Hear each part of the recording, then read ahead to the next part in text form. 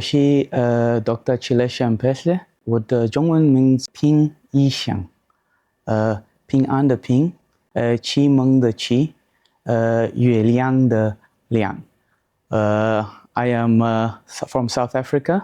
Hobbies, I really like music. I used to make some music. I used to rap a little bit. I like playing sports. I like exercising. Yeah, music and sports are probably my two top hobbies. And I am currently the vice chairman of the ISMIVS YPG, the Young Practitioner Group. I am an obstetrician gynecologist, and I head the HIFU department in Chris Hani Baragwanath Hospital in South Africa.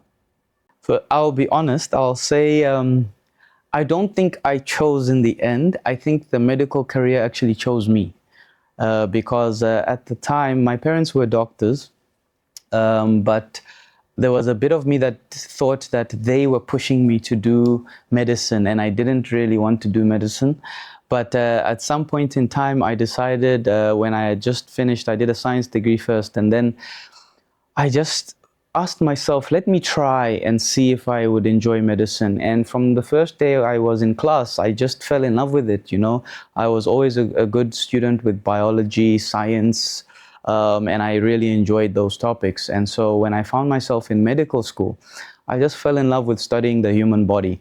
And the rest was it just happened. And I woke up one morning and I was a doctor. Yes, I first heard about focused ultrasound and around about 2017, 2018, when I was finishing my specialty as an obstetrician gynecologist. We had read about it. It was mentioned in some of the conferences that we attended, and I always wondered, what is this focused ultrasound? And then I found out that at one of our hospitals attached to my university, we had one machine. This was at the Baragwanath unit. I was lucky enough in 2019 to be offered a place at this hospital. And one of the reasons I chose to work at my hospital was because the HIFU machine existed there. So that's when I got my first exposure to actually seeing the machine and using the machine was in 2019. Yes, well, like I said, focused ultrasound came to South Africa before I actually finished my qualification. It arrived in 2015, and it was opened at the Chris Hani Baragwanath Hospital. My predecessor, my training supervisor, Dr. Raymond Setson, was there at the time, and we had some government officials and some people from Chongqing HIFU company come and set it up. And after they set it up, they had some training workshops. The last training workshop was in 2018. It has grown slightly in exposure, but I remember some of the initial challenges he did say we had as a department was, number one, there was only one doctor trained to do HIFU, which was Dr. Setson. We didn't have very many doctors who are able to do the treatment. It has since grown. The other thing was, the other issue is that our hospital has very, very many patients. Because of the patients being so many, there's a very high waiting list, and we only have one MRI machine. So because the MRIs are required for the treatment, it also makes the waiting list a total of about maybe 8 months for a HIFU treatment. Yeah, those are the initial challenges that I think we faced when the HIFU machine was first brought into our country. It's a very good question, thank you. So we have largely focused mainly on gynecology. Dr. Setson was a gynecologist who has recently retired from government, but because he was the main person, that's been the main focus. We haven't done any oncology. With our gynecology treatments, we've done the majority fibroid treatments. Currently, we've done over 800 treatments as a center. We've done about 700 and just under 750, and about 740 of them are fibroids. We've done about 43 cases of adenomyosis.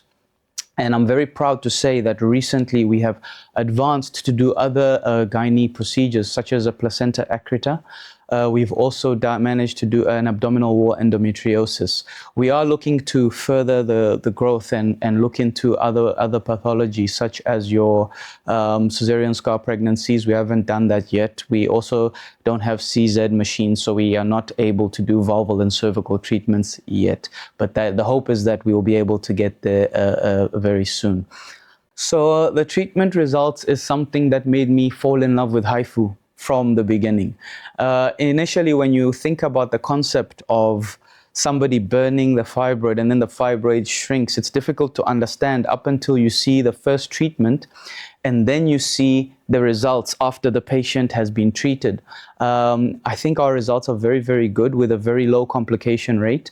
Those that have been allowed to have been fortunate enough to come and see treatments and rotate in our unit have completely been converted to love HIFU. It is it's growing in popularity.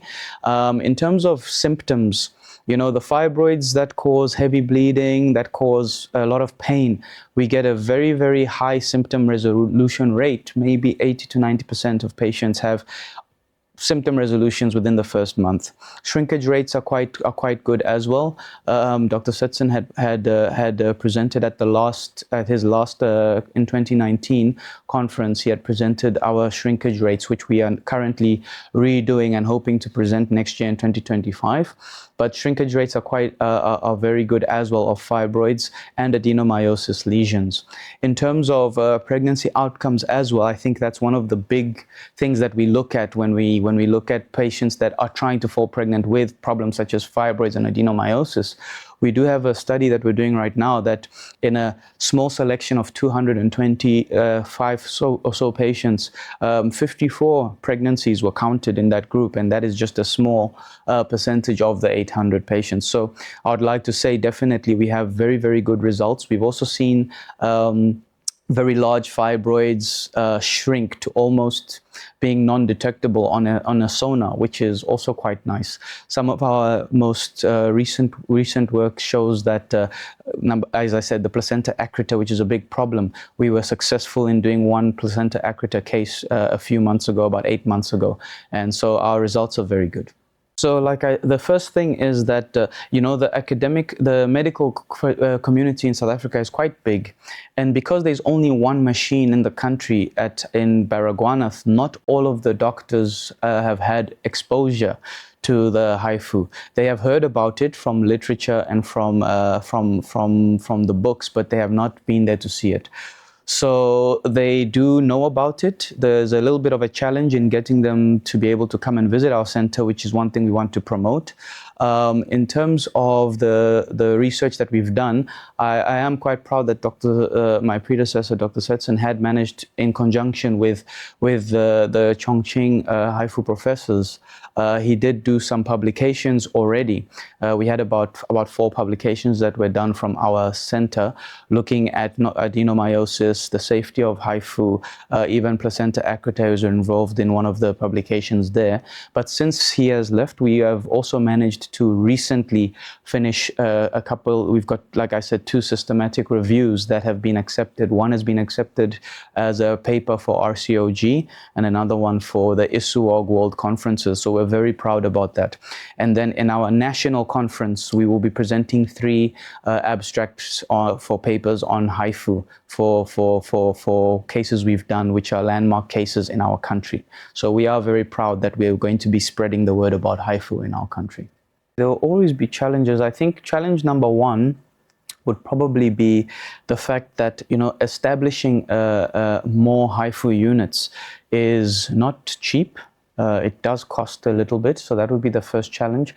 The second challenge is we have to balance establishing new units and making sure that we have people who can actually run the units and training more doctors to run the units. That is one of the focuses that I am currently busy with, is getting more doctors to learn how to do the treatments before we can then increase it.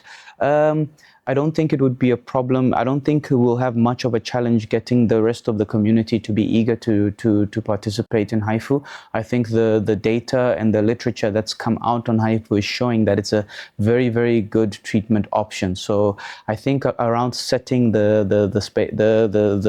setting up the different units would probably be the most challenging part of it. So my main strategy that I would want to put forth, that I've already put forward to the committee, is that of a database. I think that with my portfolio being communications and cooperation, we have to start with communication. I think the difficulty is because haifu is largely based in China.